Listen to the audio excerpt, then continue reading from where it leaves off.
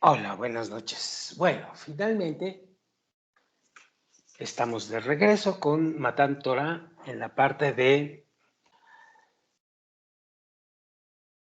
la descripción de las relaciones entre el estudiante cabalista con sus amigos cabalistas.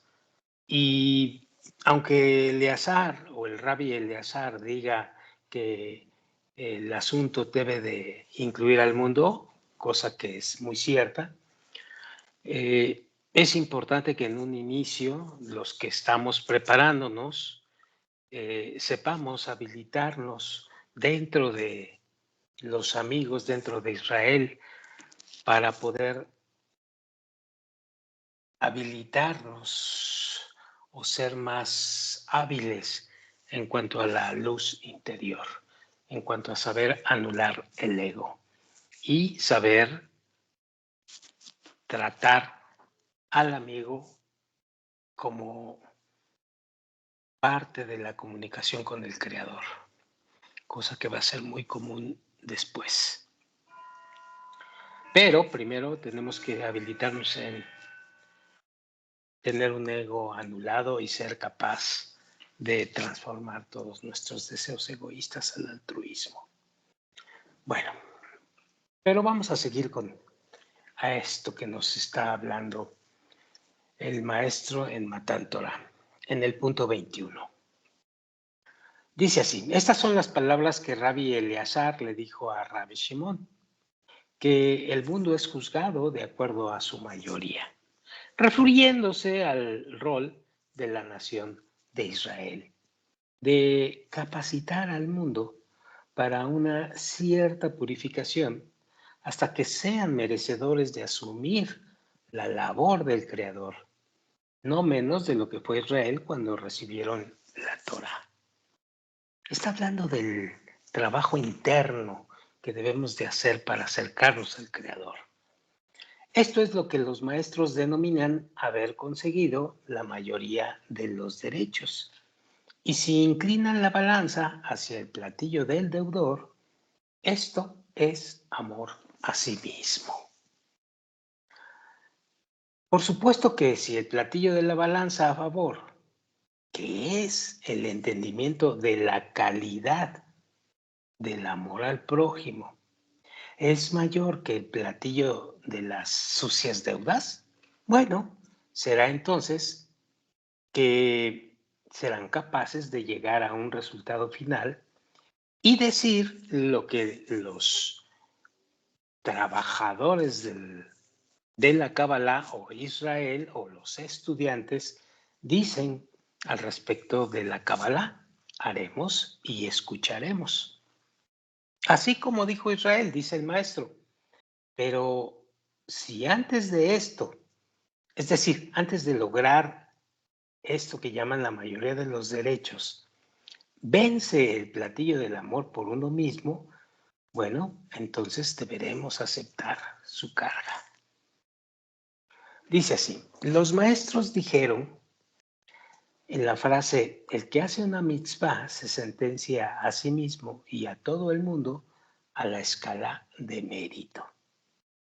Es decir, que el individuo de Israel que agrega su propia parte al peso final, es decir, que hace su labor de trabajo y que hace su labor de diseminación y va en camino correctamente en el sendero de la Kabbalah, es el individuo que hace su propio peso, entra dentro de la escala del mérito, de la balanza de la escala del mérito.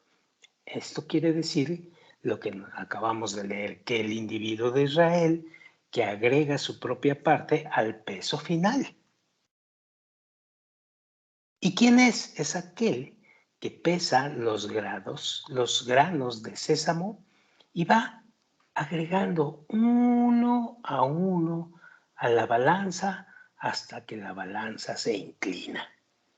Es decir, vamos poniendo grano por grano, situación por situación, diseminación por diseminación, relación venturosa con cada amigo, poco a poco, hasta que la balanza se inclina. Ciertamente, dice el maestro, cada uno toma parte en el acto de pesar.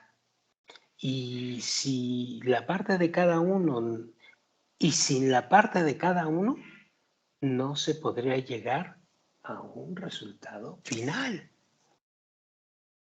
Lo mismo decimos acerca del acto del individuo de Israel, acerca de quien camina en el sendero de la Cábala, que pesa a todo el mundo a favor.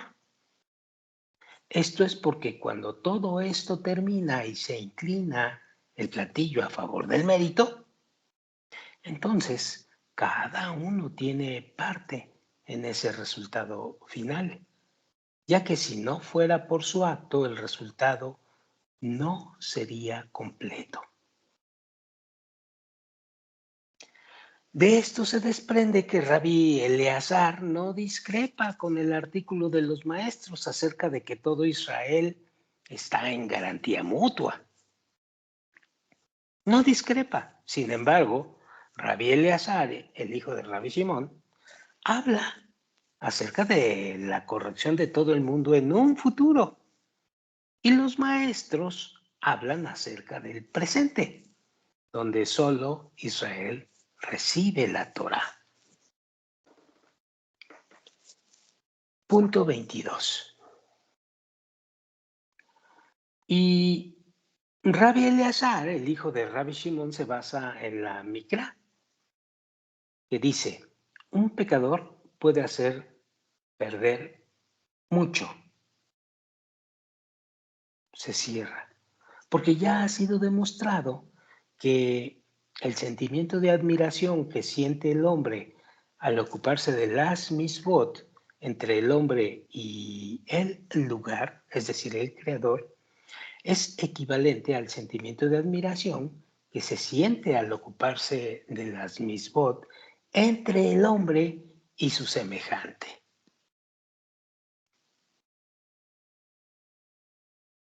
El hombre está obligado a cumplir con las misbot lishma, sin ninguna esperanza de realizarlas por amor a sí mismo. Es decir, no tiene que estar buscando el hombre algún tipo de recompensa personal.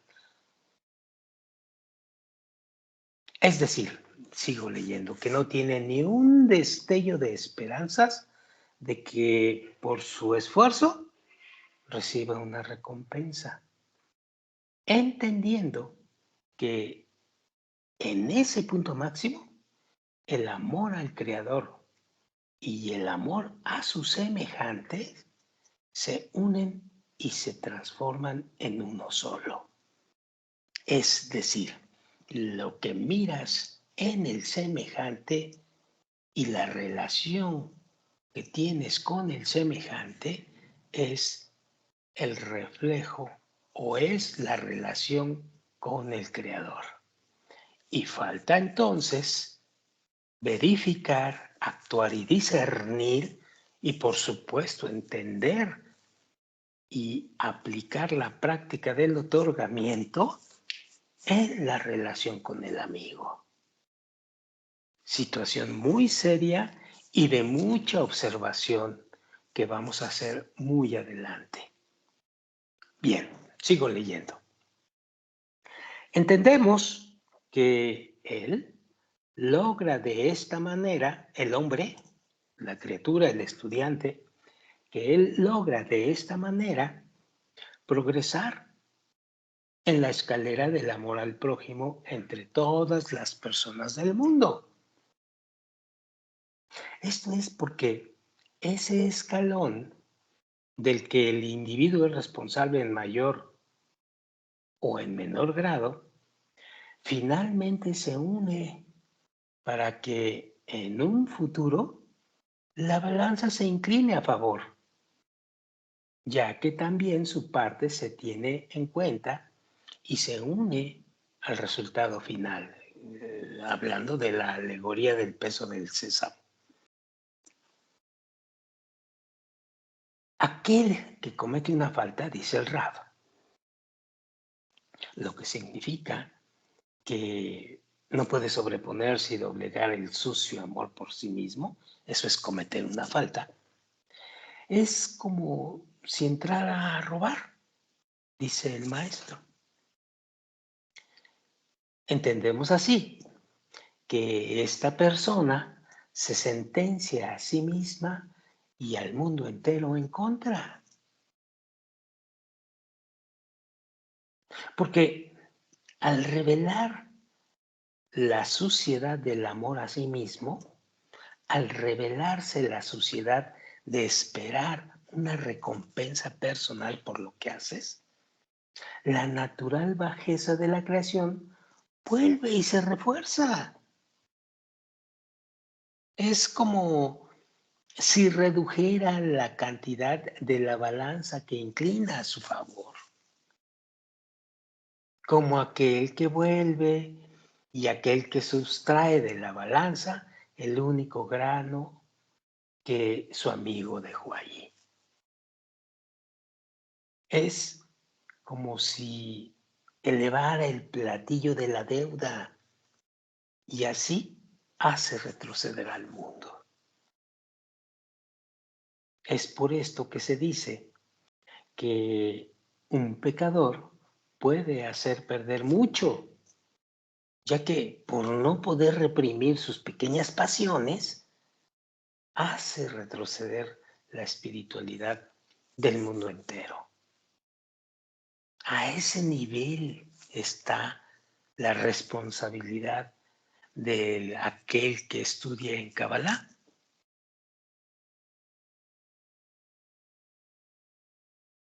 Punto número 23. Con lo dicho, dice el maestro, se aclara lo que se dijo anteriormente en el punto 5, acerca de que la Torah le fue entregada al pueblo de Israel. En cuanto a esto, no hay discrepancia, siendo que el propósito de la creación es la responsabilidad de todo género humano, es nuestra responsabilidad, tanto negro como blanco o como amarillo, sin ninguna diferencia. Este es nuestro nivel de responsabilidad. Sin embargo, dice el maestro, al haber llegado la naturaleza humana a las profundidades más bajas, como hemos explicado anteriormente, debido a que es dominada por el amor a sí mismo, no hay forma de negociar y no hay forma de explicarles que acepten hacerse responsables, aunque solo sea como promesa. Salir de las estrechas miras del amplio mundo del amor al prójimo. Únicamente el pueblo de Israel aceptó, porque ellos habían estado bajo el yugo de Egipto, bajo el yugo del egoísmo, 400 años de grandes y terribles sufrimientos. Y se dieron cuenta de ello. Esto quiere decir que estaban bajo el yugo del egoísmo.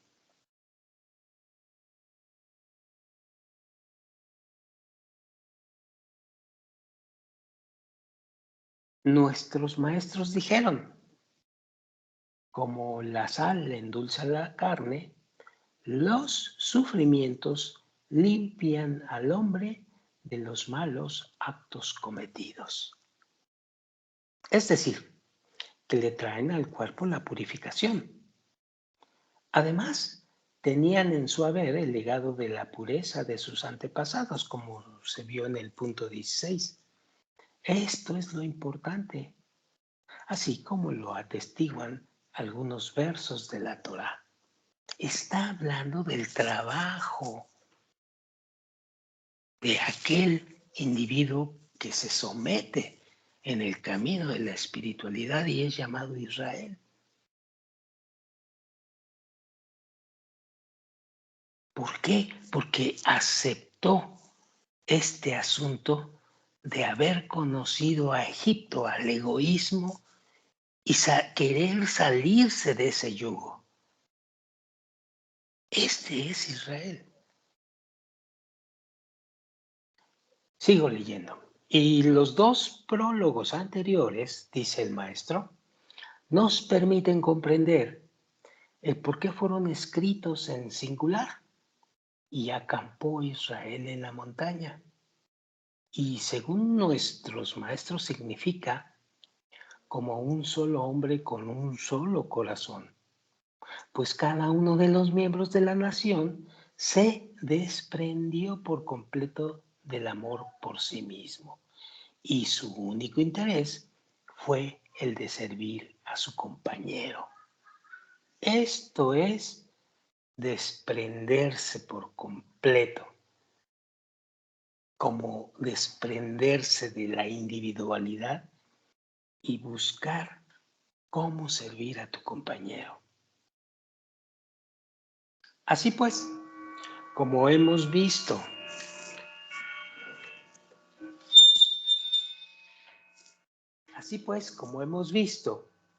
anteriormente en el punto 16 sobre el significado de la misma, que es amarás a tu prójimo como a ti mismo, que todos los individuos en la nación se unieron como un corazón y un hombre, pues solo entonces fueron merecedores de la Torá. Esto de se unieron como un corazón y un hombre empieza por el trabajo personal de cada uno de los miembros de Israel de desprenderse de las vasijas de egoísmo y trabajar fuertemente para obtener las vasijas de otorgamiento. Y parte de ese trabajo es la conexión correcta, pero no deja de ser un trabajo personal primeramente. Porque en la relación con los otros vas a practicar esas vasijas de otorgamiento que quieres obtener. Punto número 24. Por lo tanto, sin otra alternativa, le fue entregada la Torá al pueblo de Israel, simiente de Abraham, Isaac y Jacob.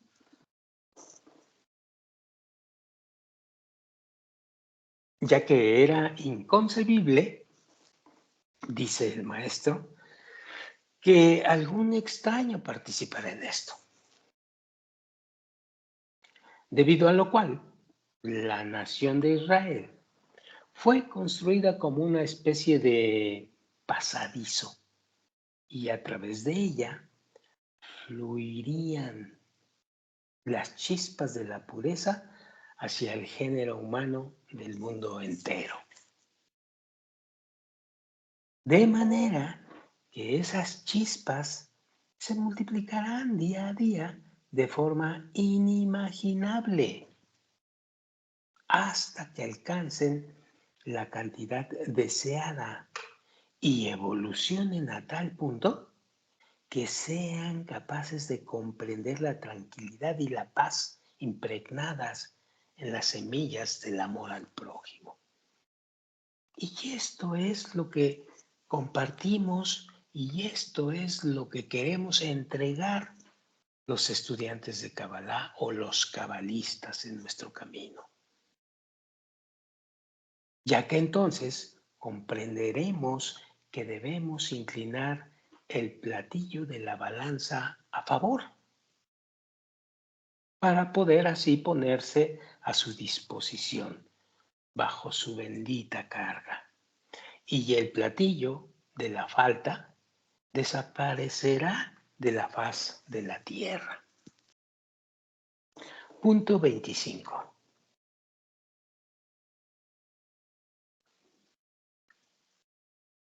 Ahora, dice el maestro, solo nos queda completar lo que aclaramos en el punto 16, acerca de que la Torá no les fue entregada a los antepasados porque el precepto amarás a tu prójimo como a ti mismo es el eje de la Torá sobre el que giran las mismot, eso ya lo sabemos. Y para esclarecerlo, para esclarecer esto, debemos comprender que no es merecedora de existir solo para ser observada por un solo individuo, sino a través de la aceptación de la nación entera. Es por esto que todo duró hasta la salida de Egipto. Es decir, en otras palabras, que el proceso de maduración del egoísmo tenía que llegar a su más alto grado de grosor, a su más alto grado de espesor egoísta a todos los miembros de lo que en futuro sería Israel. Así es el sistema, porque cuando el proceso de engrosamiento del egoísmo es un proceso que lleva años, miles de años de idas y venidas en vidas. Entonces, por eso duró tanto la salida de lo que llamamos Egipto, o mejor dicho, la salida de ya no quiero es vivir en el egoísmo. Y entonces, y solo entonces, fueron merecedores de observarla. Y se les preguntó si cada uno de los miembros de esa nación estaban de acuerdo en cumplir con ese precepto. Y solo después de aceptar les fue entregada la Torá. Aunque aún es necesario aclarar, dice el maestro, ¿dónde encontramos en la Torá? Pregunta, que les fue hecha esta pregunta a los hijos de Israel y que ellos aceptaron cumplir con el precepto antes de recibir la Torá. ¿Dónde lo encontramos?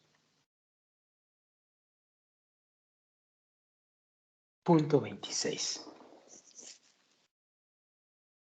Es necesario comprender, dice el maestro, que todo esto le es revelado a todo entendido.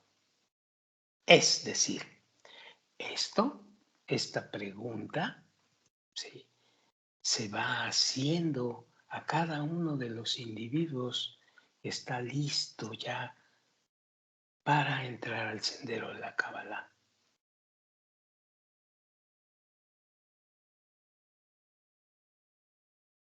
Todo esto le es revelado a todo entendido. En esa invitación que envió el Creador a Israel a través de Moshe, nuestro maestro, aún antes de recibir la Torá, como está escrito en Parashá Yitro en 19:5, que dice, ahora pues, si de veras escucháis mi voz y guardáis mi pacto, vosotros seréis mi tesoro personal entre todos los pueblos, porque mía es toda la tierra, y seréis para mí un reino de sacerdotes y una nación santa. Estas son las palabras que has de decir a los hijos de Israel.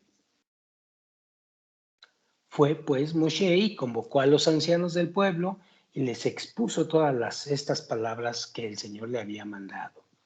Entonces todo el pueblo respondió a una diciendo, nosotros haremos todo cuanto ha dicho el Señor.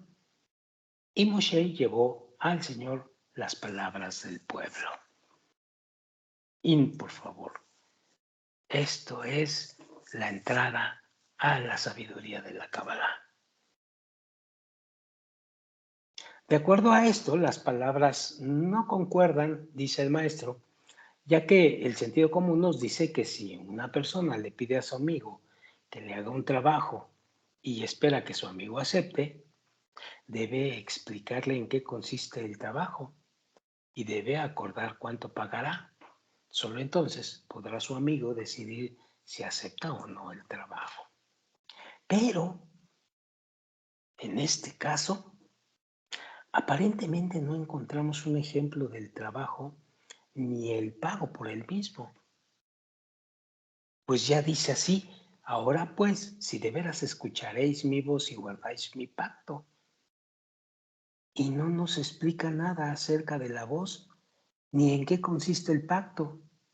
Y luego añade: vosotros seréis mi tesoro personal entre todos los pueblos, porque mía es toda la tierra. De lo dicho no podemos saber si el Creador nos ordena que nos esforcemos en ser el pueblo elegido entre todos los pueblos, o es una promesa en nuestro beneficio. También debemos comprender lo relacionado a la frase porque mía es toda la tierra. Vamos a ver qué puede ser esto. Las tres traducciones, la de Onkelos, la de Jonathan Ben Uziel y la de Yerushalmi, y todos los intérpretes, Rashi, Rambam y demás, tratan de corregir el significado literal, y Eben Ezra dice, en nombre de Rabí Marinos, que la palabra ¿por qué? Significa aunque mía es toda la tierra, y lo interpreta de la siguiente manera: vosotros seréis mi propiedad personal entre todos los pueblos, aunque mía es toda la tierra. Eben Ezra se inclina a estar de acuerdo con esto, pero esa interpretación no coincide con la de nuestros maestros, porque que dijeron que la palabra por qué es utilizable de 4 formas.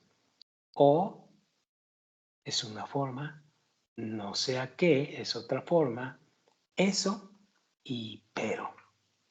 Es decir, o mía es toda la tierra, no sea que mía es toda la tierra, eso es toda la tierra, pero es toda la tierra, pero mía es toda la tierra. Él aún agrega otra quinta forma: aunque mía es toda la tierra, e interpreta así el final de la frase: y seréis para mí un reino de sacerdotes y una nación santa. Sin embargo, tampoco de este contexto se puede probar si es un precepto y una obligación forzada o una promesa beneficiosa. Tampoco las palabras reino de sacerdotes no tienen explicación ni se repiten en las Sagradas Escrituras. Debemos enfocarnos, dice el maestro, principalmente en examinar las palabras reino de sacerdotes y nación santa, pues el significado de sacerdocio y nación santa o santidad significan lo mismo. Y es obvio que un reino donde todos son sacerdotes es una nación santa. Es decir, que las palabras nación santa está de más. Punto 27. Sin embargo, aclara el Rab, por las aclaraciones del artículo hechas hasta el momento, aprendemos que el verdadero significado de lo escrito debe ser visto como el rol ejemplar, merecedor de ser interpretado, negociado y aceptado. Es decir, que él, el creador, les ofrece la forma y el contenido que se encuentra en servir a la Torá y observar las mismot y una digna recompensa. Ya que la forma de servir a la Torá y cumplir con las mismot está expresada en las palabras que dicen, y seréis para mí un reino de sacerdotes, ya que reino de sacerdotes significa que todos, desde el joven hasta el anciano, son como sacerdotes, conocedores de toda la misma, de todos los mismot y la Torah. Esto significa sacerdotes. De la misma manera en que los sacerdotes no tienen además posesiones materiales en la tierra, ya que el Creador es su posesión.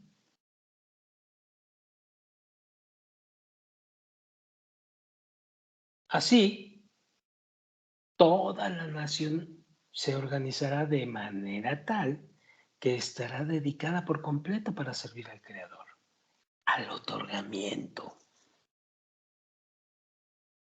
Y nadie tendrá que ocuparse de nada más que de observar los preceptos del otorgamiento o del Creador, como le quieras llamar, y de satisfacer las necesidades del prójimo, para que no le falte nada, de manera tal que ninguna persona necesitará preocuparse por sus propias necesidades.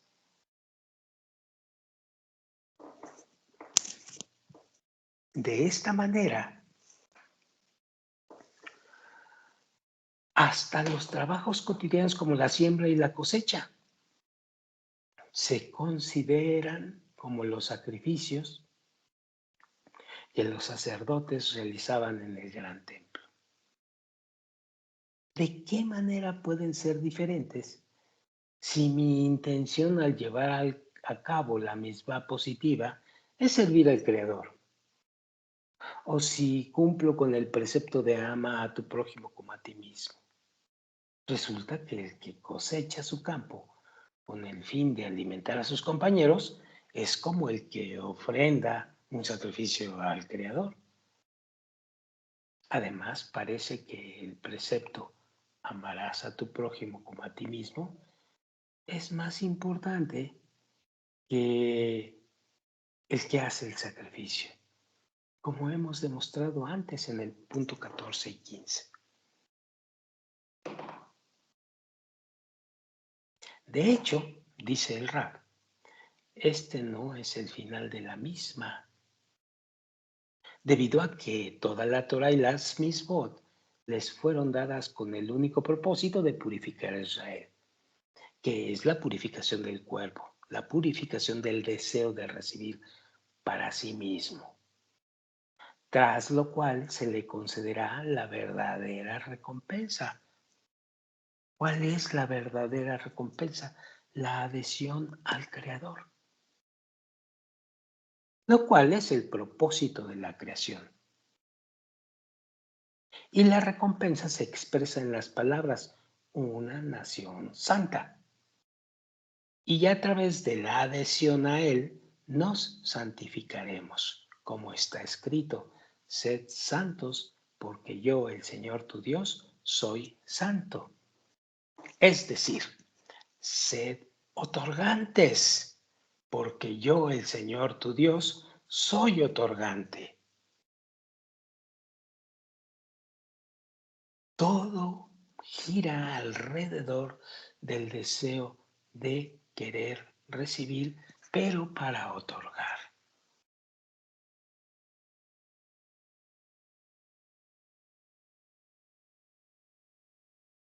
Y sigo leyendo. Y ves que las palabras reino de sacerdotes expresan todo tipo de obra que gire por sobre la misma principal, amarás a tu prójimo como a ti mismo. Es decir, un reino formado solo por sacerdotes, que el Creador es su posesión y no tiene ninguna posesión material propia.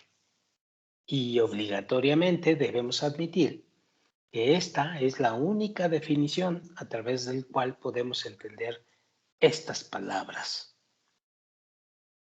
Un reino de sacerdotes. Ya que no se puede interpretar lo que se refiere a los sacrificios en el altar. Y no se puede decir esto de toda la nación porque ¿quiénes son los que tienen que hacer los sacrificios?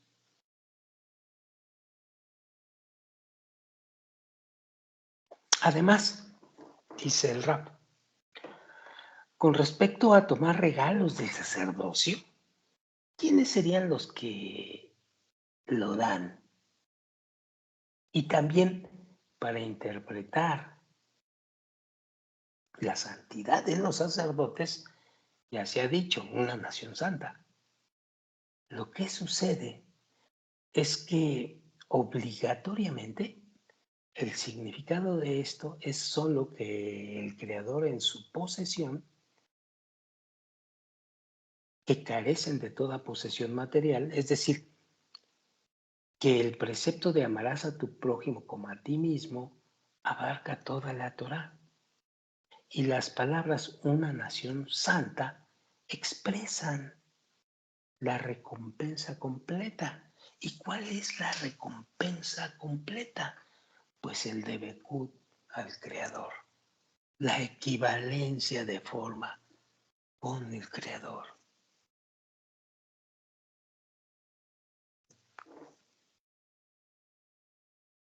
Punto 28. Ahora se comprenden perfectamente las palabras que dicen, ahora pues, si de veras escucháis mi voz y guardáis mi pacto, lo cual significa hacer un pacto por lo que estoy diciendo aquí, es decir, vosotros seréis mi tesoro personal entre todos los pueblos. Lo que significa que ustedes serán mi tesoro y las chispas de la pureza pasarán a través de ustedes a todos los pueblos y naciones del mundo, ya que las naciones del mundo aún no están preparadas para ello. Por lo tanto, necesito de una nación para empezar con ella, para que sea como un remedio para todas las naciones. Y finaliza diciendo, porque mía es toda la tierra, lo que significa que todos los pueblos de la tierra me pertenecen a mí y están destinados a adherirse a mí.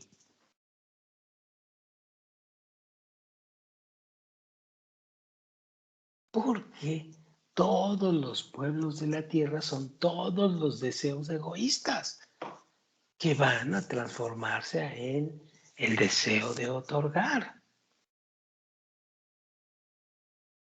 Pero ¿quién empieza a ser el canal para que eso suceda?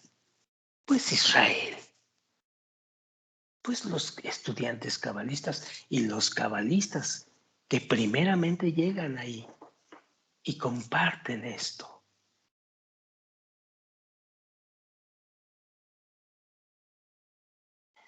Pero ahora, dice el Raf, mientras todavía son incapaces de llevar a cabo esta tarea, es que necesito al pueblo virtuoso. Y si ustedes aceptan esto, es decir, de ser el remedio para todos los pueblos, yo les ordeno que sean para mí un reino de sacerdotes, que es el amor al prójimo en todo su sentido.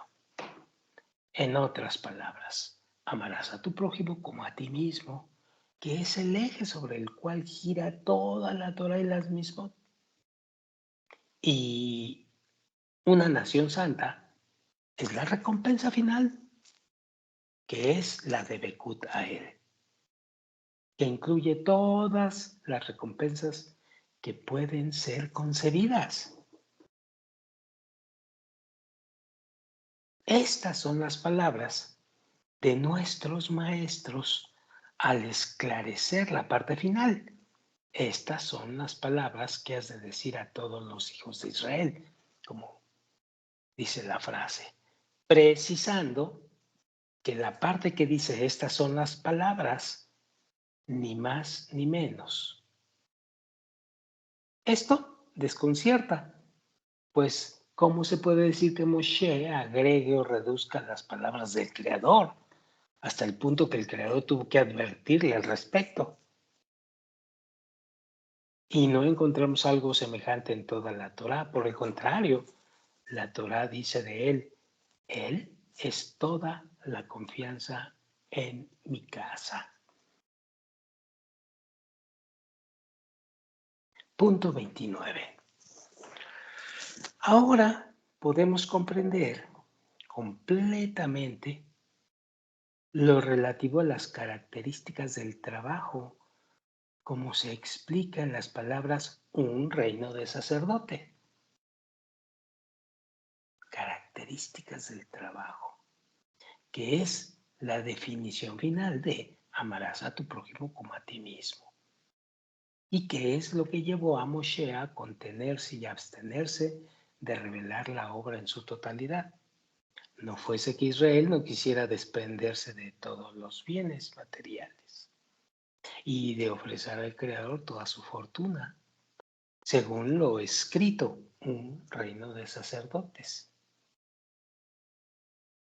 Parecido a lo escrito por el Rambam acerca de que las mujeres y a los niños no está prohibido revelarles el asunto de la servidumbre limpia que se debe cumplir para no recibir recompensa alguna y esperar a que crezcan y se conviertan en personas inteligentes y tengan el valor para ejecutarlo.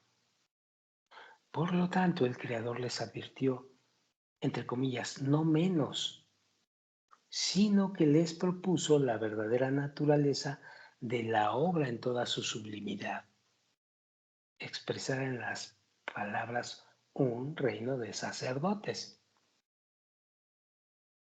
Y con respecto a la recompensa implícita en las palabras una nación santa, le fue posible a Moshe contemplar la interpretación y ampliar la información acerca de lo agradable y de la sutileza sublime que lleva encerrada la adhesión a él, para persuadirlos de aceptar esta enorme extensión, desprenderse por completo de cualquier posesión mundana, es decir, desesclavizarse del placer, como lo hacen los sacerdotes. Por lo tanto, se le advirtió no más callar y no explicar lo referente a la recompensa incluida en las palabras una nación santa. La razón de ello es que si les revelaba las cosas maravillosas que se encuentran en la esencia de la recompensa, pues seguramente se confundirían y asumirían servirlo con el fin de obtener la mejor recompensa para ellos. Y esto se consideraría entonces trabajar para sí mismos, por amor a sí mismos, que es como falsificar el propósito.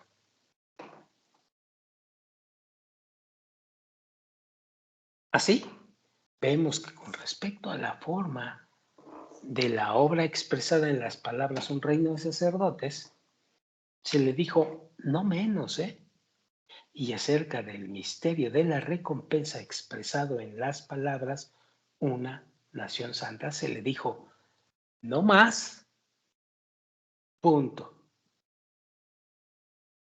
Bueno, vamos a dejarle aquí y vamos a esperar para la próxima ocasión